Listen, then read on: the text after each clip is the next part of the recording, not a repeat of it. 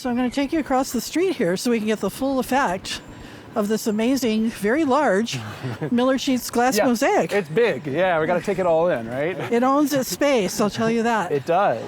Scattered across Southern California, on busy boulevards and strip malls, on street corners you've passed countless times, are monumental works of public art by an artist most people can't name. The home savings and loan mosaics were commissioned by banker Howard Amundsen, who believed that art could anchor a financial institution in its community. The artist was Millard Sheets, the leader of a Renaissance-style workshop of designers and craftsmen whose collaborations transformed neighborhood bank branches into vivid histories of the places they served. So Millard Sheets, he might be, at the same time, the best known, but also the least known artist in Southern California. I mean, like, everybody knows his work, but very few probably know his name. That's true, and we're doing our best to change that here at the Hilbert Museum. We had an amazing opportunity to rescue this mosaic from its original place in Santa Monica at the old Home Savings building there, where it was beloved for many years. This was a building that was being repurposed.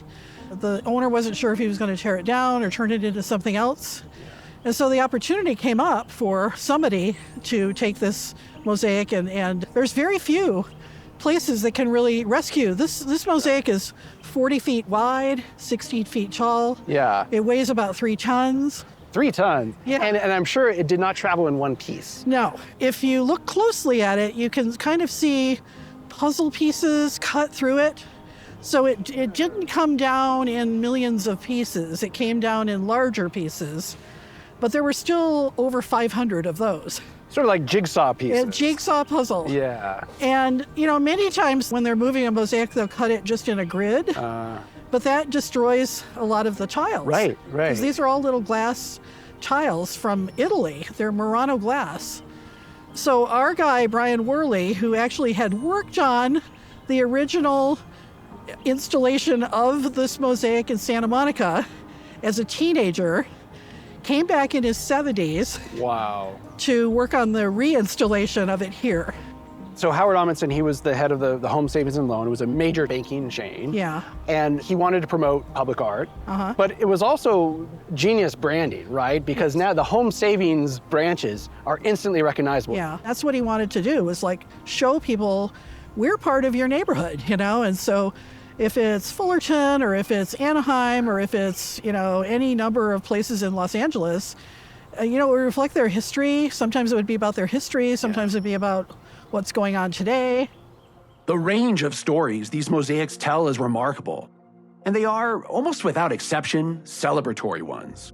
At Sunset and Vine in Hollywood, Sheets wove together the romance and imagery of early filmmaking. On Harbor Boulevard in Anaheim, he traced the city's roots in orange groves and old California. And the reach of Sheets's work extends beyond Southern California entirely. In San Francisco, his sweeping composition at Van Ness and Lombard takes in everything from the city's native roots to its modern skyline. This one obviously is just people having fun on the beach, which is, you can't get more California than that. Right. It was so appropriate for Santa Monica. Many people said this was their favorite of the mosaics that he did. Yeah. And it certainly is one of the larger ones. Sure. He thought it was a little too large for the building it used to be on. I read an oral history where he said this was one of his lesser favorite buildings, right? He thinks the people, were a little stiff looking, but also his main complaint, I think, was that it just kind of overwhelmed the building that it was on Wilshire. We often, as shorthand, refer to these as Millard Sheets works. Right. But there was actually this entire studio or company of artists and artisans and craftsmen behind this. Millard and his workshop, he almost had like a Renaissance workshop of artists and designers and stained glass designers and sculptors working with him on all of these home savings projects. There were over 160 of them. 160? Throughout California and also in other states. He would do the designs, and then Susan Hertel or someone would actually translate it into stone. Right. And then other people would put it together He was really looking at how does color play into what people are seeing and how they're taking the scene in, and leading the eye around the painting. And here he's leading the eye like really across the surface of the whole 40 feet of this mosaic.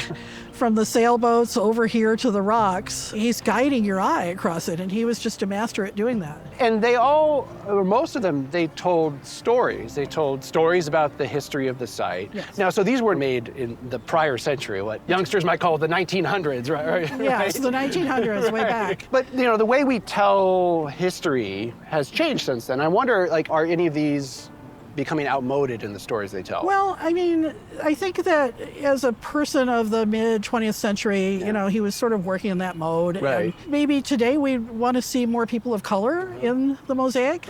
And I think an artist today would do that.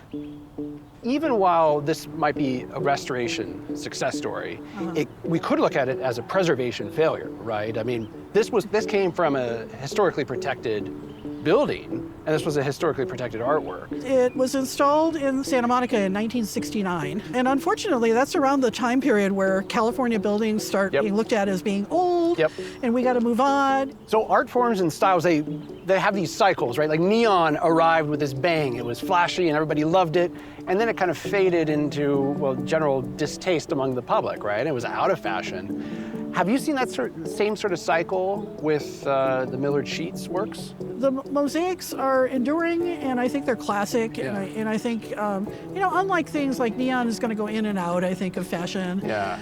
But mosaics and murals endure, and particularly here in Los Angeles. You know, we're kind of a city of murals, from the Chicano murals that we have, and of course these iconic pieces. And sometimes they're fleeting, you know, sometimes they're up for 10 years and then they get painted over.